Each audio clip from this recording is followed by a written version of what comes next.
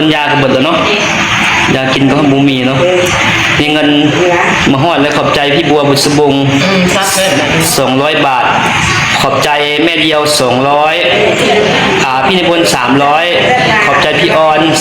300ขอบใจทุกคนผู้ใหญ่จะดีทางฝั่งไทยเนาะเอาขอบใจอีกแล้วเดี๋ยวเมื่อกี้ถ่ายบ่ได้ขอบใจหลายๆเด้อขอบใจหลายๆที่ช่วยเหลือแม่ตู้บ่มีลูกยังอันเบิ่งแนงอันแม่ตู้นี่แหละบ่มีลูกบ่มีหัวกับพิการเด้ขอให้เบิ่งงานสุดลาวเด้ไปนานๆมีอายุมั่นยืนร่ำรวยเด้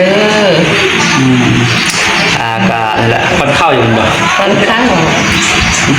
คนทำตู้เอาขอบใจกันด้วยบ่หมูได้เนาะเอานกใจคนปัจจุบันด้วยนกด้วยมือนกสนุกทุ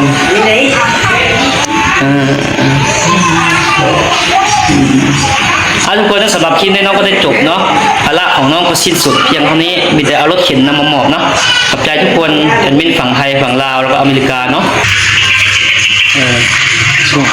FC สวยมาไล่สดเมื่อกี้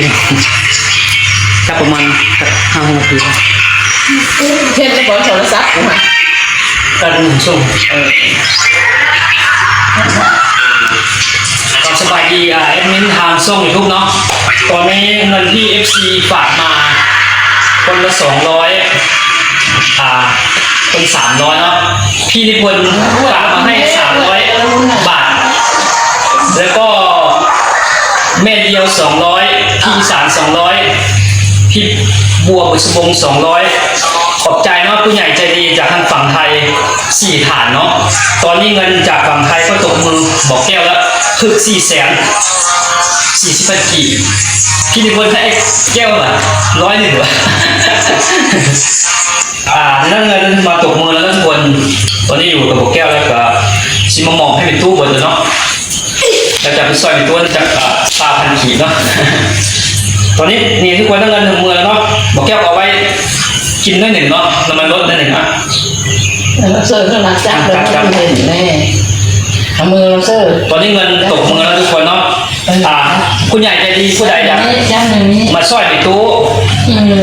ก็ฝากมาได้ทุกคนฝากมาได้เนาะฝากมาได้เราขาดยากินได้ต่อยาทุกคนเนี่ยมีทุกคนยาก็ชุดนึงประมาณ500 บาทเนาะ500 บาทน้องก็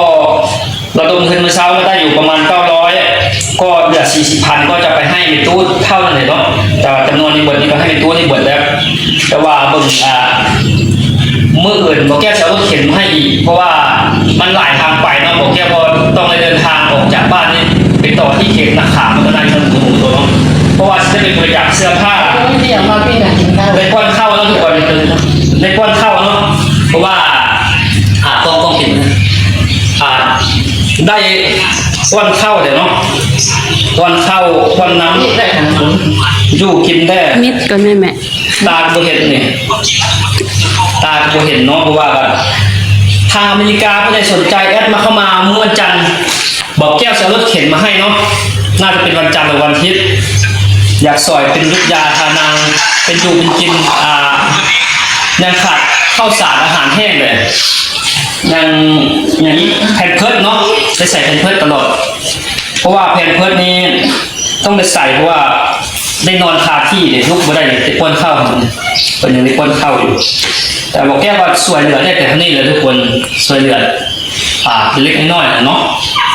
เป็นน้ำจิตน้ำใจทางพี่น้องฝั่งไทยตอนนี้ก็ขอบคุณ4 ฐานหรือ4 คนเนาะขอบคุณพี่นิพนธ์ขอบคุณพี่อีสานพอเพียงแล้วก็ขอบคุณแม่เดียวพี่บัวบุษบงขอบใจทุกบ้านทุกไร่เนาะที่ได้มาหมอบเงินให้ตู้เพิ่นก็แก้ภาษาซึ่งบุญคุณทุกคนเลยเนาะแต่ว่าขออนุโมทนานำพี่น้องฝั่งไทยแล้วก็ทางฝั่งลาวเนาะต่างประเทศอเมริกาเลยก็บรรยากาศก็คือมีตู้นี่แล้วคือทุกคนเห็นบุมีลูกบุมีผัวก็อาศัยอยู่กับหลานนี่เป็นหลานสาวเนาะเป็นกระหับเลี้ยงเลยเนาะท่านผู้ใดสนใจอยากช่วยเหลือก็แอดเข้ามาได้ที่ดีไลน์ชุมชนของบอกแก้วทางอเมริกานะ อยากซอย$150ก็ได้เนาะ100ก็ได้$10ก็ได้ทุกคนเนาะหลายๆคนซอยกันไปเนาะหลายๆคนซอยกันไปแล้วก็ตอนนี้กำลังป้อนข้าวอยู่ป้อนข้าวป้อนน้ำให้กินข้าวกินน้ำอยู่เนาะเบิ่งว่ารถเข็นน่าจะมาหอดเมื่ออื่นแหละประมาณนั้นแหละแล้วพอแก้วหมอกแล้วพอแก้วที่ถ่ายวิดีโอหรือว่าถ่ายคลิปถ่ายรูปถ่ายภาพนั่นแหละหมดเลย